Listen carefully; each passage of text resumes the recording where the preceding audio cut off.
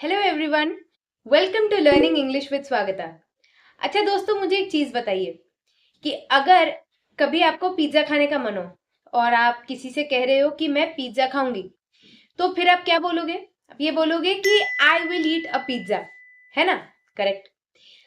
लेकिन अगर आप ये बोलो कि कल इस वक्त मैं पिज्जा खा रही होंगी, फिर आप कैसे बोलोगे? आई will be eating a pizza tomorrow at this time. I will be eating a pizza tomorrow at this time. तो आपने देखा कि एक विल और विल बी, इस दोनों वर्ड से कैसे सेंटेंसेस अलग हो गए, सेंटेंसेस के मीनिंग कैसे अलग हो गए और सेंटेंसेस के स्ट्रक्चर भी कैसे डिफरेंट हो गए। तो फिर ये विल और विल बी में क्या डिफरेंस है और इसको आप कब यूज करोगे, किस कॉन्टेक्स्ट में यूज करोगे? अगर आपको ये जानना है तो आज की वीडियो आपके लिए बहुत ज्यादा बेनिफिशियल होने वाली है। तो इस वीडियो को एंड तक देखते रहिए ताकि आपको ये डिफरेंस मालूम हो कि विल और विल बी को आप कब और कैसे किस तरीके से इस्तेमाल करेंगे। लेकिन उससे पहले आपको क्या करना है? आपको मेरे चैनल को सब्सक्राइब जरूर कर देना है। ठीक है दोस्तों, चलिए आगे बढ़ते हैं इस वीडियो में। दोस्तों, जो विल है यानी कि WILL, विल, इससे रिलेटेड जब भी आपको ये सेंटेंस बनाते हो, मतलब कि सिर्फ विल को जब आप यूज करते हो, तब जो सेंटेंस फॉर्म होते हैं ना, वो सेंटेंस सिंपल फ्यूचर टेंस में होते हैं। सिंपल फ्यूचर टेंस कैसे? जैसे कि मैंने अभी ऑलरेडी कहा कि I will eat a pizza, simple future tense मतलब कि आप भविष्य में कोई एक पर्टिकुलर काम करोगे, ठीक है? कोई काम करेंगे, तो ये जो करेंगे, भविष्य में कोई काम होने वाला है, करोगे, सिंपल, आपने सिंपल बस बोला है कि ये पर्टिकुलर काम मैं करूंगी, ये पर्टिकुलर काम वो करेंगे, उस पर्टिकुलर जगह पे वो जाएंगे। तो ये जो एक सिंपल फ्यूचर टेंस में आप बोल रहे हो, तब आप यूज करोगे सिर्फ विल। अब आप इसको सेंटेंसेस में कैसे इस्तेमाल करोगे? तो देखो, एक सेंटेंस ले।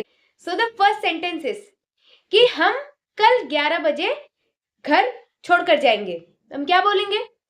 We will leave the house at 11 a.m. tomorrow. We will leave the house at 11 a.m. tomorrow. हो गया। अब आते हैं अपने नेक्स्ट सेंटेंस पे। अगर मैं ये बोलूं कि अमायरा अपना काम कल तक कर लेगी, मतलब अमायरा अपना असाइनमेंट कल तक कंप्लीट कर लेगी, तो हम क्या बोलेंगे? Amayra will complete her assignment by tomorrow. Amayra will complete her assignment by tomorrow. अभी मान लो अगर मैं किसी से ये कहूं, मतलब सुबह अगर मैं किसी से कहूं कि आज का पूरा दिन जो है ना बहुत ही विंडी जाएगा, तो अब इसको हम इंग्लिश में क्या बोलेंगे? It will be a windy day today.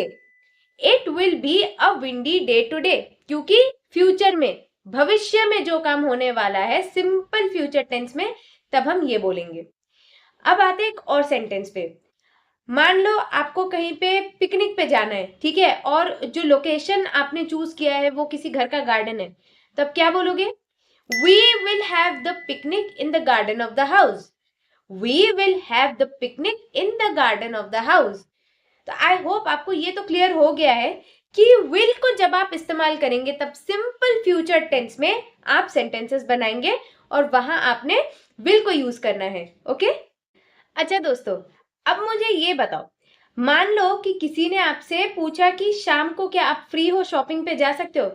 फिर आपका रिप्लाई आया कि नहीं, मैं तो शाम को शॉपिंग पे नहीं जा सकती क्योंकि मुझे एक केक बनाना होगा, मतलब कि शाम को मैं केक बना रही होंगी। तो ये जो शाम को मैं केक बना रही होंगी, ये सेंटेंस आप कैसे बनाएंगे? Now here comes will be doing. Will be, ये जो विल बी है ना, ऐसे सिचुएशंस में आप यूज करोगे, यानी कि कोई काम आप कर रहे होगे, मतलब you will be in the process of doing something. Future में तो वो चीज है ही, लेकिन फ्यूचर में भी वो चीज आप कर रहे होगे, आप उनको एग्जैक्टली ये बात बता रहे हो। तो जैसे ये वाला सेंटेंस मैंने अभी बताया कि आप शाम को एक केक बेक कर रहे होगे, तो फिर आप इसे कैसे बोलोगे कि no, I shall not be going to the shopping mall with you because I will be baking a cake in the evening. I will be baking a cake in the evening. Will be baking. अब यहाँ पे आ जाता है structure of the sentence. अभी जैसे आपने देखा कि पिछले, मतलब कि विल में हमने क्या कहा? हमने सिर्फ ये कहा कि मान लो I will go to the market. यहाँ पे सिंपल फ्यूचर टेंस में अपने विल के साथ जो अपना वर्ब है गो, वो हमने प्लेस कर दिया, I will go to the market. We will leave the house tomorrow at 11 AM। We will leave यानी कि विल के साथ जो लीव है, विल जो है वो आपका ऑक्सिलरी वर्ब हो गया, और जो आपका लीव है वो आपका मेन वर्ब है। तो आपने बड़े सिंपल तरीके से सेंटेंस को फॉर्म कर दिया। लेकिन जहां पे आप विल बी को इस्तेमाल करते हो, जैसे कि अभी हमने इस्तेमाल किया कि I will B baking a cake in the evening, तो ऐसे जब आप विल बी को इस्तेमाल करते हो तब आप सेंटेंसेस कैसे बनाओगे? आई मतलब जो आपका सब्जेक्ट है वो तो आपका इंटैक्ट रहेगा, आई, वी, यू, ही, शी, दे, कोई नेम। उसके साथ आपने क्या प्लेस करना है? विल, उसके साथ बी, और उसके साथ आपने आपका जो मेन वर्ब है वो आप लिखेंगे, उसके साथ आईएनजी ऐड कर देंगे। जैसे मैंने कहा आई will B baking a cake, तो अब इसे अगर आप दूसरे वर्ब्स के साथ इस्तेमाल करेंगे तो कैसे बोलेंगे? आई will B cooking, I will B running, I will be walking, I will B purchasing. तो आई होप आपको इस चीज की क्लैरिटी मिल गई है कि वर्ब को आप कैसे आईएनजी के साथ इस्तेमाल करके विल और बी के साथ यूज करेंगे। ठीक है, एक और एग्जाम्पल हम देख लेते हैं। अभी अगर मैं किसी से ये कहूं कि नेहा स्कूल असेंबली में एक स्पीच डिलीवर कर रही होगी कभी भी फ्यूचर में, तो हम क्या बोलेंगे? Neha will be delivering a speech in the school assembly. Neha will be delivering a speech in the school assembly. ठीक है दोस्तों, जो विल बी है ना, इसे हम एक और कॉन्टेक्स्ट में भी यूज कर सकते हैं। वो क्या है? Future passive voice. सुनो, थोड़ा आपको ऐसे लग रहा होगा कि फ्यूचर पैसिव वॉइस क्या है, बट इट्स वेरी इजी। तो जो फ्यूचर पैसिव वॉइस है ना, यानी कि कोई काम फ्यूचर में हो जाएगा उसको आप पैसिव वॉइस में कन्वर्ट कर रहे हो। मान लो अगर मैं ये बोलूं कि the journey will be completed by the evening, यानी कि जो सफर है, जो आपकी जर्नी जो है वो शाम तक कंप्लीट हो जाएगी। That is also in the future, अभी तक कंप्लीट हुई नहीं है, वो कंप्लीट होगी फ्यूचर में। बट इसे आप विल बी को इस्तेमाल करके पैसिव वॉइस में किसी को ये बात जो है कन्वे कर रहे हो। कैसे?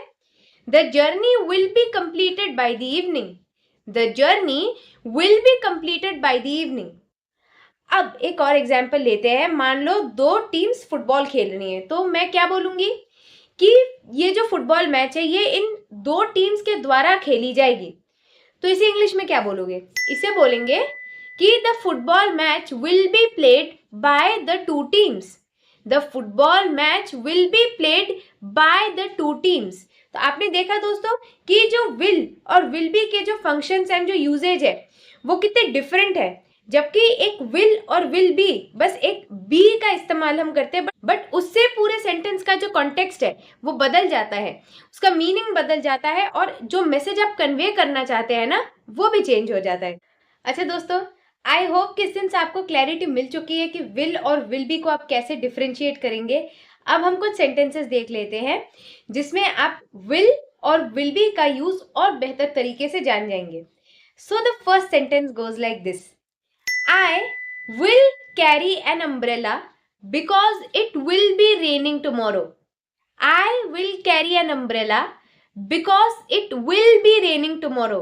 यानी कि मैं कल एक अम्ब्रेला कैरी करूंगी क्योंकि बारिश हो रही होगी कल।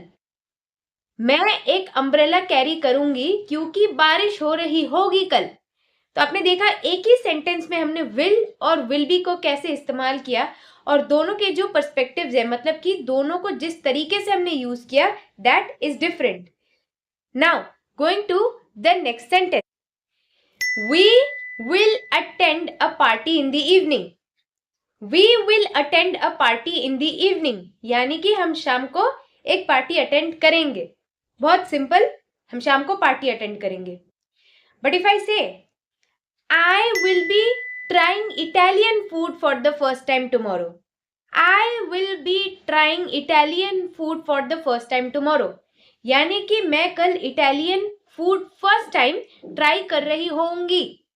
ट्राई कर रही होंगी। वो अपनी मदर के लिए एक सॉन्ग गाएगा मदर्स डे पे। हम क्या बोलेंगे? He will sing a song for his mother on Mother's Day.